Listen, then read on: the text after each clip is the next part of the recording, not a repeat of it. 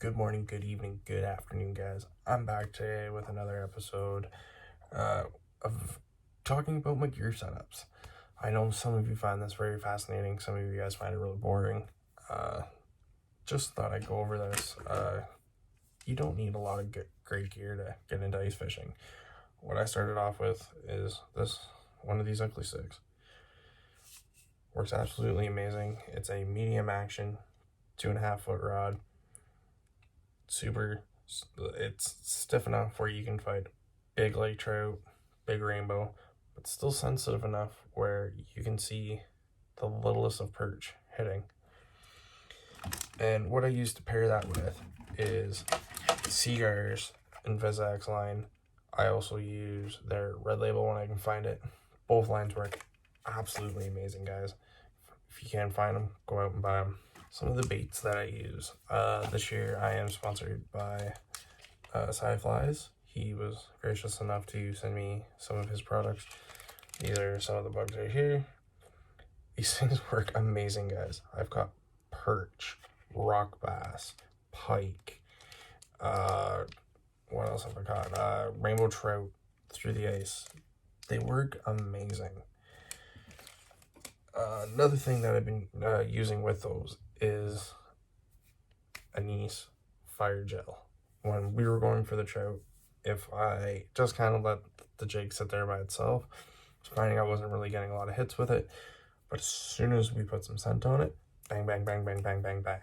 You were getting lots and lots of hits, one right after the other with that scent on it. So these bugs paired with that scent work absolutely amazing. Alright, so now when I'm going for bigger fish through the ice, like rainbows or pike, I gotta switch up what I'm using. So for when I'm going for trout through the ice, I use roe. You guys have seen me use this before. It's the same stuff that I use all the time. Potskis, premium trout eggs. This stuff is absolutely amazing. Works great. There's nothing better than it. Suggest if you guys can find this, get it. It's shelf stable. This has been in my bag for all season so far, and it literally smells the exact same as the day I opened it. It doesn't have, just smells like eggs. Sometimes that when I find the fish biting real slow, I want to add a little bit of flavor to it, I will use garlic scent, some of the anise scent, or if they kind of want to hit on the fish themselves as well, I'll put a little bit of herring scent on it as well. Depends on the day, depends on what the fish are wanting. Try different things throughout the day. Try it all out. Now for pike, what I like to do is use preferably live minnows, and with the live minnows, you can use fire dye. Fire dye is one of the best things I've used in a long time. It allows you to dye your minnows so they come out more vibrant, more colorful, and they'll attract the fish even more.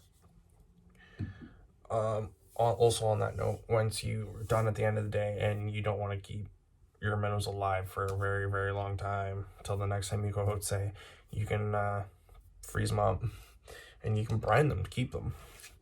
So they have a bunch of different colors. Chartreuse, they have a clear one, orange, red. I think there's a purple one as well. Just a whole bunch of different colors that you can use, and that brine will make it so your minnows keep for a very, very long time.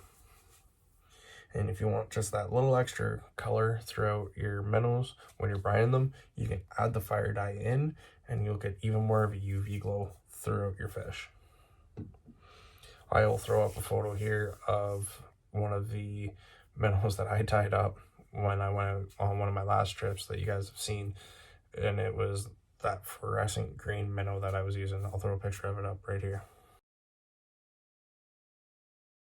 So I've had different questions on how I set up my rods for ice fishing before, and just from people who are new to ice fishing and wanting to get into it, friends, family, all I use is my favorite hooks. I've caught salmon on these hooks, I've caught rainbows on these hooks, I've caught brown trout on these hooks, I've caught brook trout on these hooks. or Raven sedge hooks. I haven't had one bend myself. These are really good hooks, sharp, never had a problem with them. So I'll tie that down to, I'll do always a 2-hook setup. So I'll put 1 hook, then line to another hook, and then that will have line that will come down to a weight. I'll put a picture of one up so you guys can see it right here. It might be hard to see, but there is 2 hooks there. There's one at the bottom going up to the top, and then the top one goes down to a bell weight at the bottom. And with that setup, I've caught perch, I've caught rainbows, I've caught brook trout through the ice, multiple species through the ice with it, and it works absolutely amazing. Another setup that I use involves 3-way swivels. So I don't know if you guys can see that. It's just a normal swivel, and it just has three different tie-off points.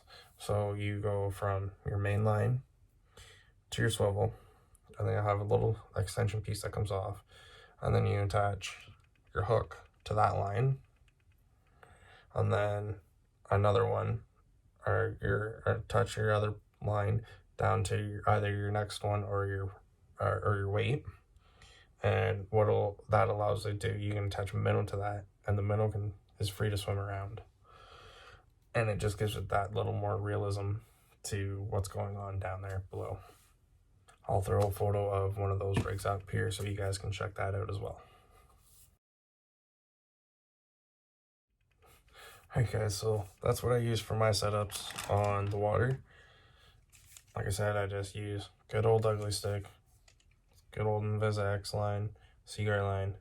It's never had a problem with it. It always works. It's what I use on my big river setup as well. So I know the line works great. Ice fishing is one of the greatest things to get into. Easy, super simple to get into, not expensive. So go out and try it out, guys. It's fun. Just make sure you're safe on the ice. Always have someone with you, or someone who knows where you're going. Can't stress that enough. So till the next one, guys, have a good one. Bye.